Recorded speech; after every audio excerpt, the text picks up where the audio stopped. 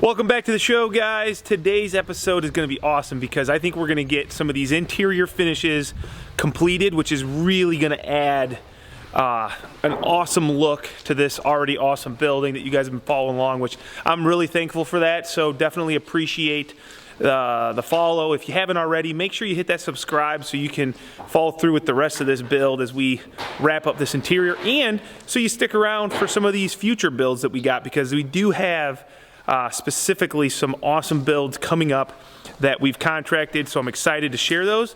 And yeah, so what we're going to do today is try to wrap up the ceiling. We've got about half the ceiling done. We did that the other day, and we're going to whip out the other half. So we've got all the prep work mainly done, so it should go pretty quick. And then it's going to be onto these walls.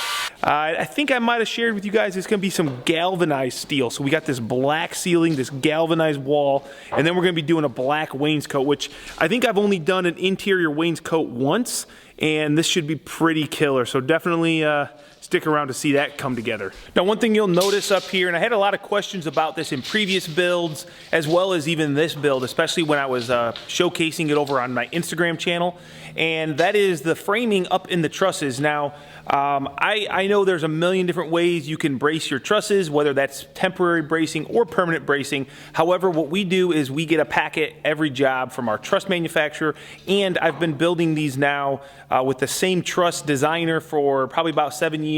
So we have a really good understanding of how we work and how they work. And so what they do is a lot of times they will engineer our trusses for this bottom chord every 8 foot on center. That way it lines up with our columns, because that's a standard thing. And then sometimes when we get into these long span trusses, not always, because it's all in the engineering of the truss, we've got to run some web ties up here in the middle, and that's so when we get those big snow loads, it doesn't squash those trusses. So yes, we do some additional bracing, but it's not every job, just when it's required.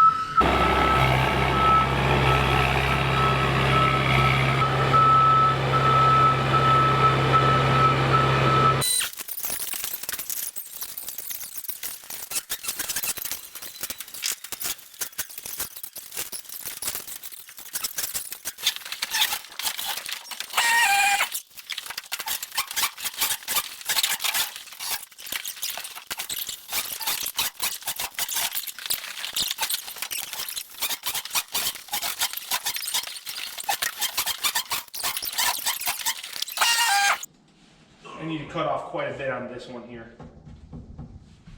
You crooked or? No, pretty straight. Straight with steel, straight with the world.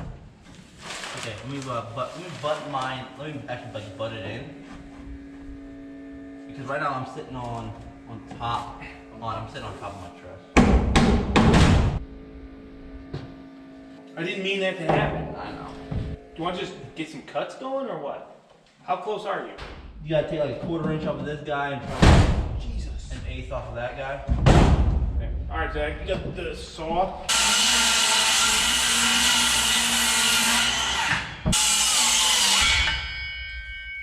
socks over my shoes. Right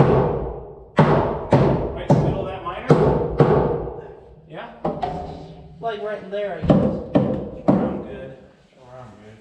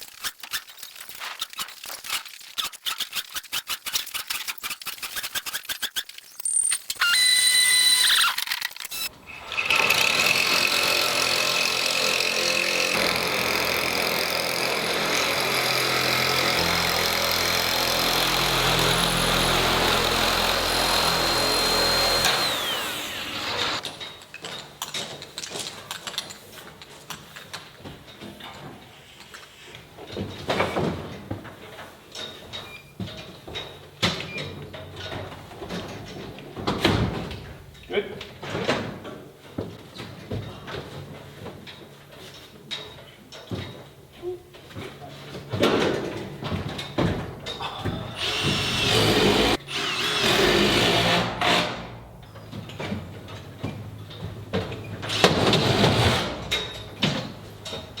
You don't care about my drill?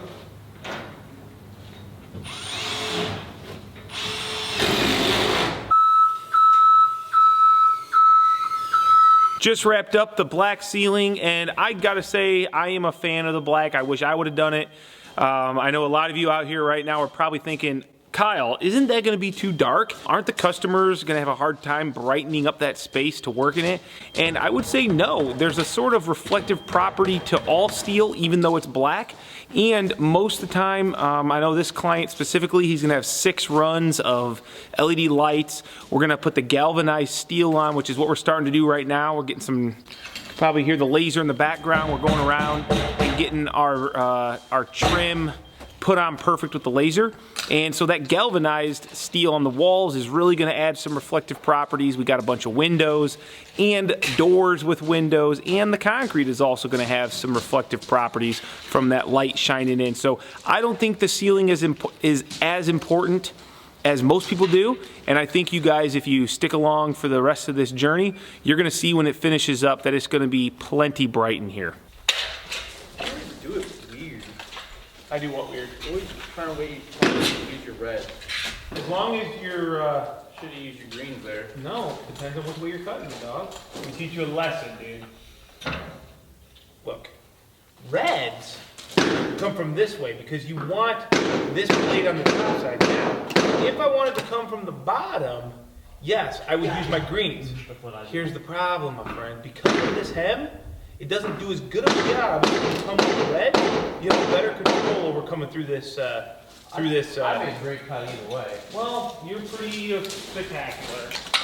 And you overcome all odds. I mean, look at you. You made it. You were the winner. I mean, you literally had a 1 in a million shot, Greg, and you made it. Yeah, exactly.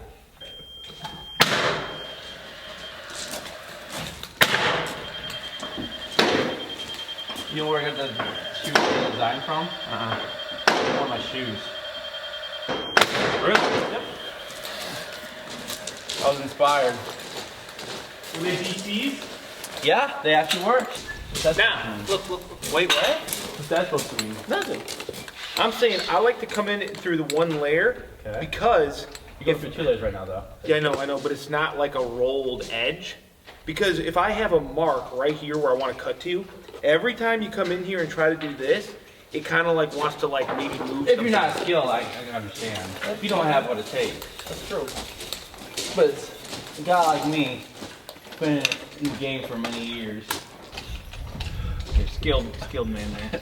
Hey, I'm watching the bubble. You do your job, I'll do mine. We're like the U.S. government, dude. Checks and balances, man.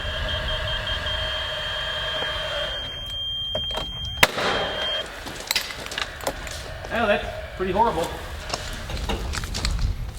What'd you do right there?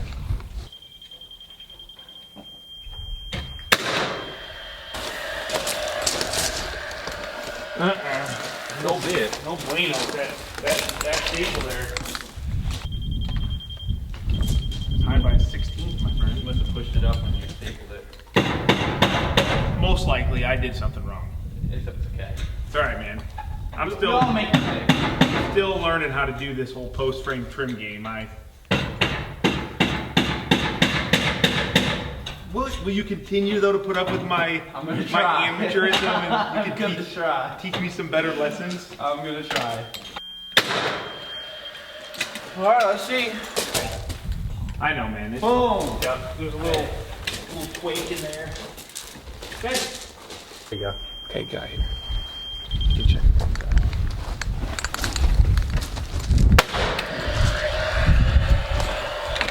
Checking my dude. Same here. Not bad. You doing all right? Not bad for my second time. Hey, next time, Greg, I promise you won't have to tell me anything. I'll do it perfect. All right, we're pushing it, guys. The end of the day is here, and I've got my son's band concert tonight, so we're gonna try to bust out this back wall in the next, what do you say, Greg? 10 minutes? 15. 15 minutes? I think we can do it in about 12 and a half, so we're gonna get to it.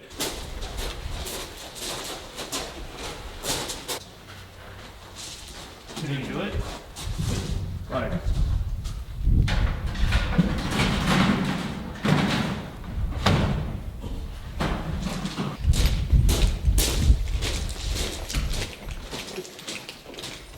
Thanks, dog.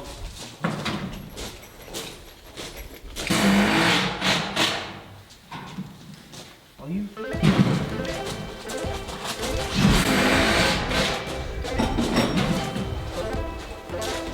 Galvanized scratch? I'm not gonna stand here and watch you. All right, here, you take it down. Okay.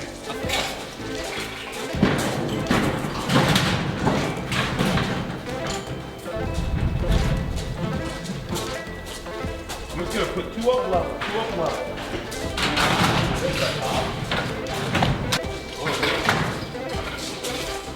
Arc it out real quick.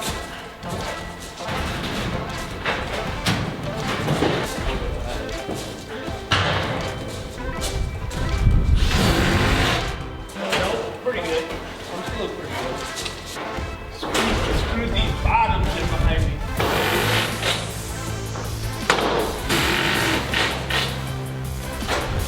It's gonna be a little darker than White. white. Wall? Yeah. I'm going black. I think just having like that white.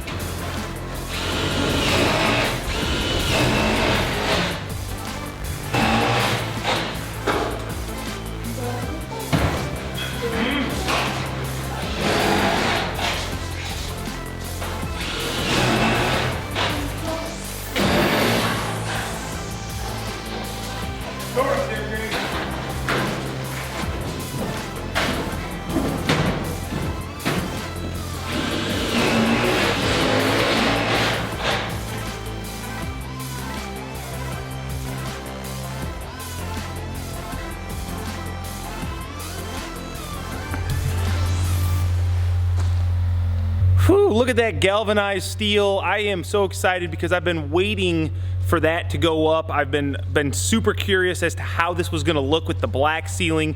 We have not done this combination before, and I'm really excited to get that wainscot down at the bottom. Now, I won't be able to do that until the concrete is done, we're gonna go ahead and we're gonna wait for the concrete contractor to do his job. That way nothing gets splashed up or scratched on that black steel. And yes, we always try to wait on the concrete pad. A lot of people always ask that question, why don't you guys pour the concrete floor before you guys start building? And honestly, I don't want to be the guy that scratches a client's brand new concrete, drop my hammer, run my lifts over it, turn my tire wheels.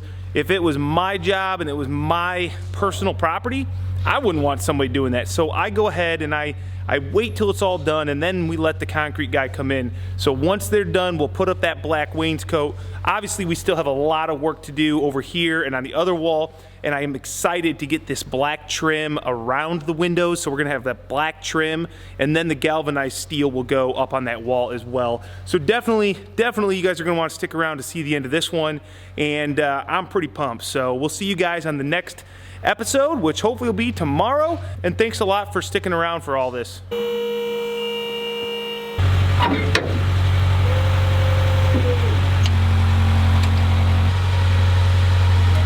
There you go, that's good.